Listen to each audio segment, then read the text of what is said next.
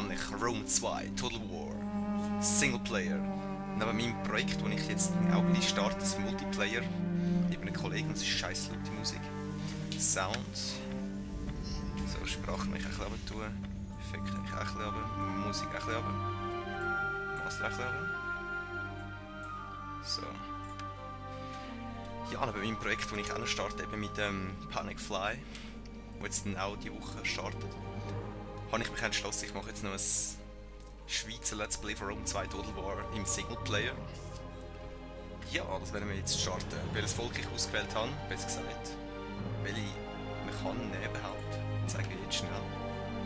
Man kann Rom natürlich, also da müssen 3 Fraktionen, also 3 Familien unter Fraktionen, die eben ein bisschen andere Boni haben da unten. Scheisse muss ich immer noch zu laut. So.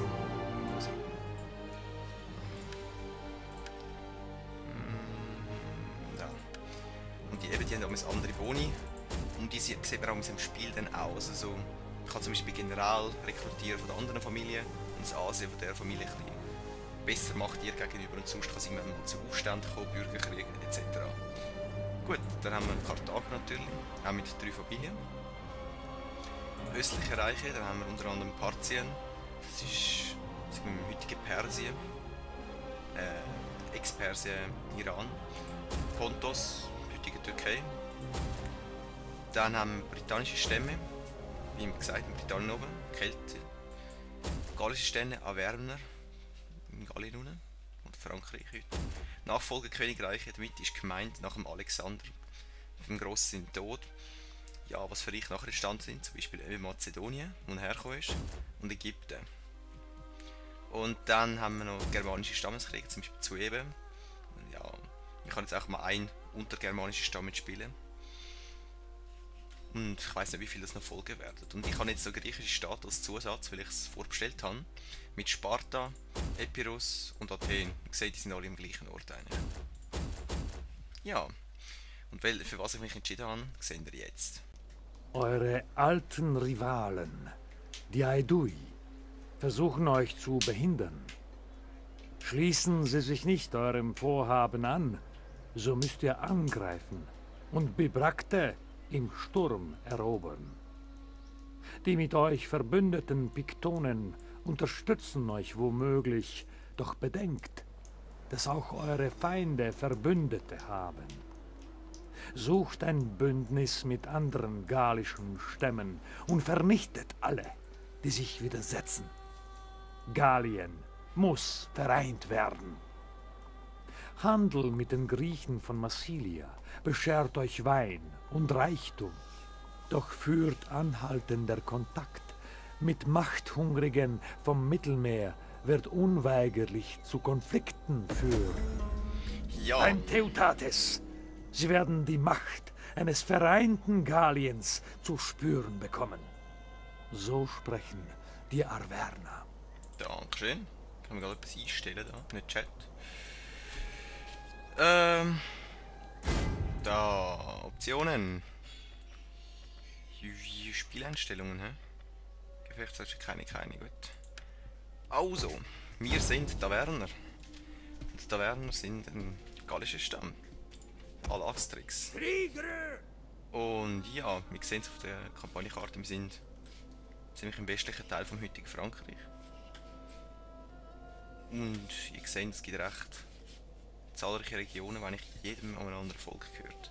Ich probiere jetzt gerade am Anfang ein paar Völker auszulöschen, damit es ein bisschen weniger schnell geht, weniger langsam geht, um die Runden zu machen. Dann sehen wir mal da, was haben wir da? Die Lichter des Belenus. Das ist ja, wie meine Armee heisst. Und die heisst die Schwerter des Segoma. Okay. Was haben wir so drin? General. Heerbanner. So einfache Speerträger eigentlich. Was haben wir da? Keltische Jugendliche. Okay. Freiheerbanner. Schon wenn man die Stadt anklickt, sieht man mal einen Unterschied. Du kannst jetzt da die Stadt erweitern machen. Und dann erweitert sich die Stadt irgendwo. Mehr Häuser. Und dann kann man zum Beispiel das machen, Handwerkerunterkünfte. Dann sehen wir da links, könnten wir bauen Speerkrieger, keltische Plänkler. Und ich glaube, das machen wir gerade mal. Oder das vielleicht. öffentliche Ordnung. Ich gut, die öffentliche Ordnung gerade im Moment. Barbarisches Dorf, -2 Nahrung. Ich glaube, das machen wir mal. Damit wir ein bisschen bessere Soldaten haben. Und mit denen könnten wir eigentlich mal die anderen angreifen. Da haben wir Diplomatiebildschirm. Da sehen wir gerade, wo wir stehen. Wir sind da und die da oben sind feindlich gesinnt. Das sind unsere Verbündeten. Mit denen sind wir neutral, mit denen unfreundlich und mit denen auch neutral. Zum Beispiel mit denen da könnten wir jetzt Mein Freund, Forderungen seid machen. willkommen. Die Geister lächeln auf uns herab und die Götter segnen euch. Genau. Peace. Handelsabkommen brechen wollte ich auch nicht eigentlich. Nicht Angriffspakte, vielleicht mal am Anfang gut. Dankeschön. Dieses Jetzt ist die Frage, wo habe ich da Handelsbündnis? Nein, Schutzbündnis. Okay. Gut. Jetzt sind die schon mal ein bisschen besser eingestimmt auf uns. Okay. Gut. Ich erwarte eure Befehle. Dann zum Beispiel da sehen wir haben da auch nicht rekrutieren. Sehen wir, wo man könnte rekrutieren geht. Steinschleuder zum Beispiel. Und da noch Söldner, die man könnte anheuern. Geil, die sehen gut aus. Söldnerkavallerie, wir können eigentlich gerade da mal ein bisschen von denen rekrutieren. Söldnerkavallerie, 285, 285. Was ist das? Was haben wir da?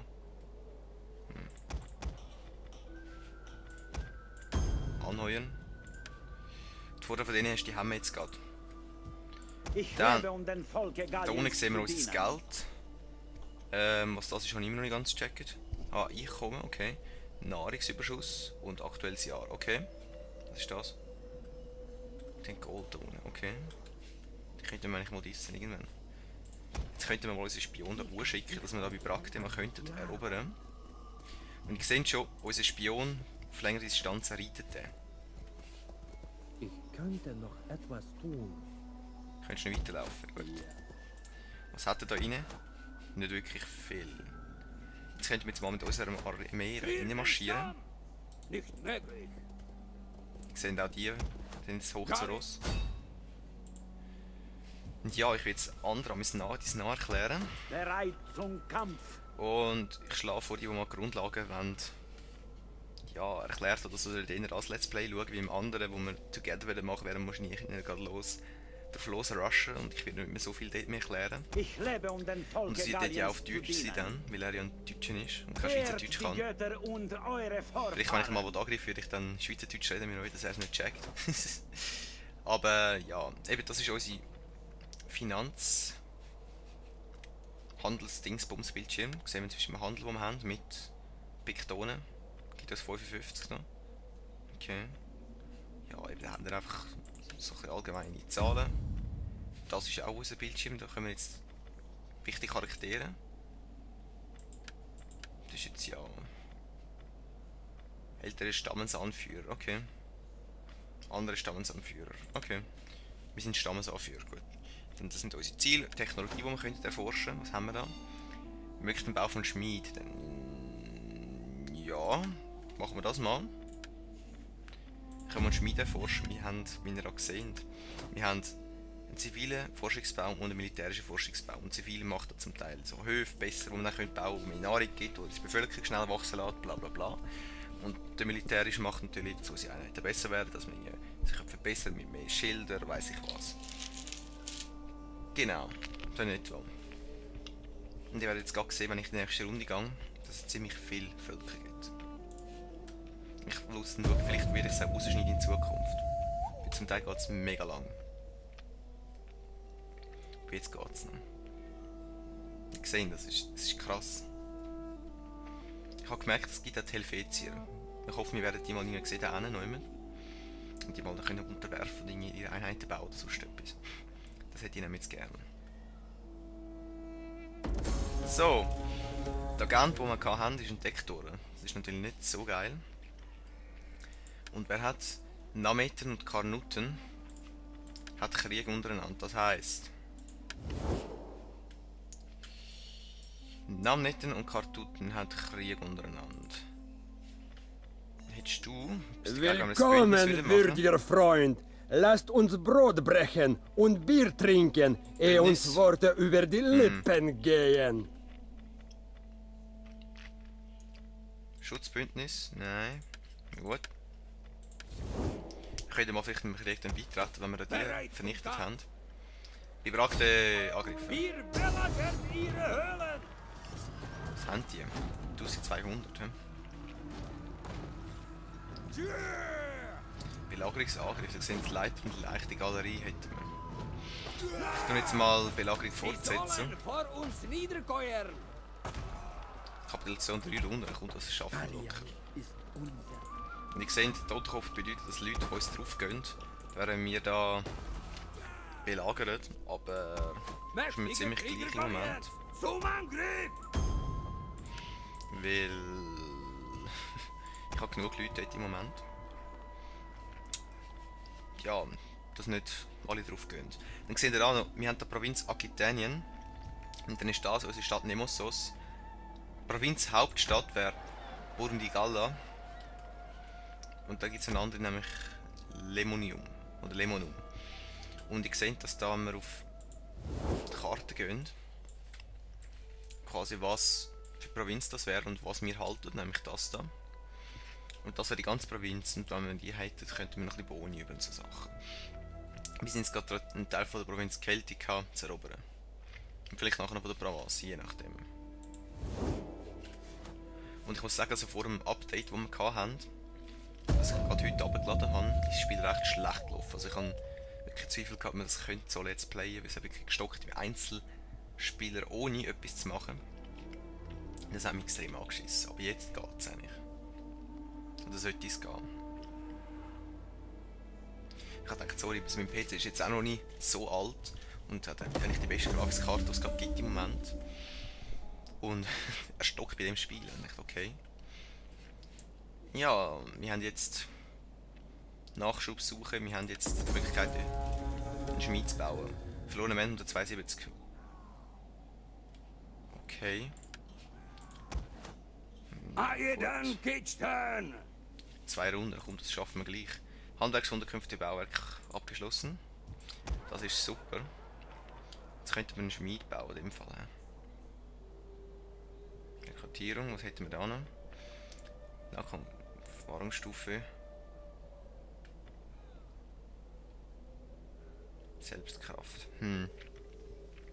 Jetzt hätten wir auch einen Goldschmied. Wäre noch geil.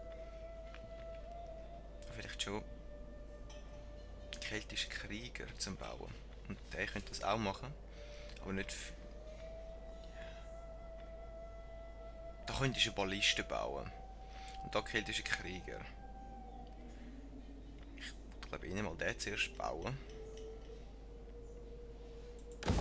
Und dann schauen wir mal. Wie viele Runden geht das? 3, ja gut, das geht ja. Und dann haben wir nur in der Forschung Technologie erforscht. Soll ich mal das probieren? Ja, keltische Feldsysteme, dass wir ein bisschen mehr Nahrung noch bekommen. Dass wir dort nicht gerade zu fest ins Minus können. Zum Angriff! Was haben wir da? Rekrutierende Einheit mich möglich. Von mir aus. Gut, da oben sehen wir auch den Erfahrungsbericht bla. Der, der sonst damals links unten war beim Medieval 2 Total War.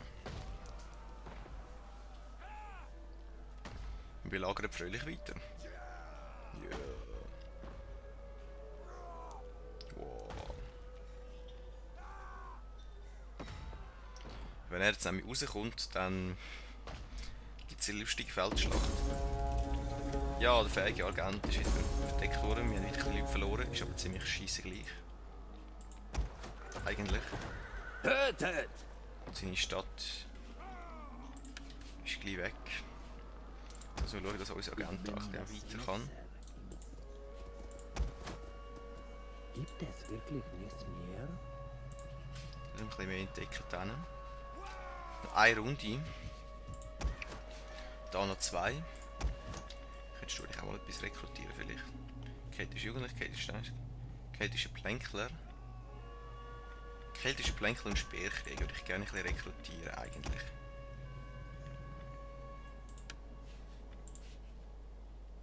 So, dass wir ein bisschen bessere Armee haben da unten.